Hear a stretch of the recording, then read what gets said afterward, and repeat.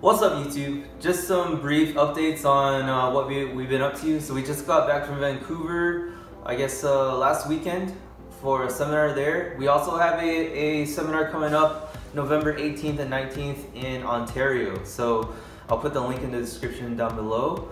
That's actually going to be a 2-day seminar. So what we're going to do is we're going to make it like a concept mastery seminar. So we're going to cover ground concepts against the wall, concepts against another person, fundamental karate concepts, and just drill those out, rep those out. And we're also going to formulate some type of yakusoku, some type of formalized partner drills, like 3 or 4 move sequences that you can drill with your partner. So if you're in the area or you want to fly to us, I know in Vancouver there were some people that actually flew to us.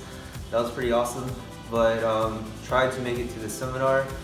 That'll probably be the last one for the year. The next thing I want to talk about is I'm going to start teaching classes every Tuesday and Thursday in San Antonio, 7:30 p.m. at ANA Martial Arts and Fitness. Link down below. Aaron's going to be popping up there once or twice a month. So I'm mostly going to be running it myself. And hopefully we can build up our student body before we open up the actual dojo. Another thing, if you haven't seen our Facebook page recently, I created a Facebook group for people to post up drills. I wanted to make this group specifically for you sharing your drills to a small community. And hopefully we all can start sharing our drills with each other and actually use it within our classroom. So ideally what I want to do is make that into maybe like a once-a-week challenge where somebody posts up a drill and then everyone in that community tries to implement that drill for the week in their own respective schools, their own locations, and then come back to the group and then see variations on it, how it went, what to modify, etc. One last thing, we also were guests on the Empty Cup podcast.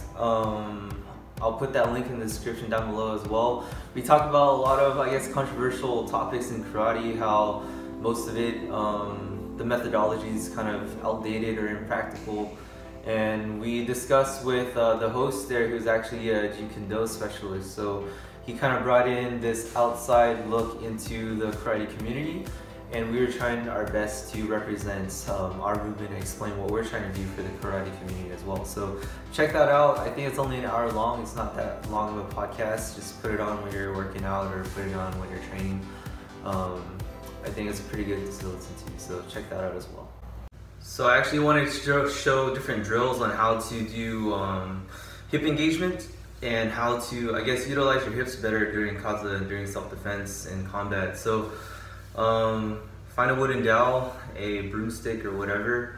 What you want to do is hold your fist like this, and notice how I'm using my shoulders to move it back and forth. That's what you don't want to do.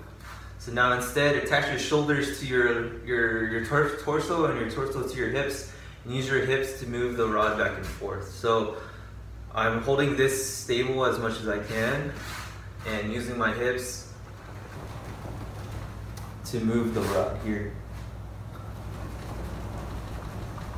And that type of vibration is actually what you want to hopefully strive towards when you're doing your short power movements, right? This stuff, that's all in the hips moving.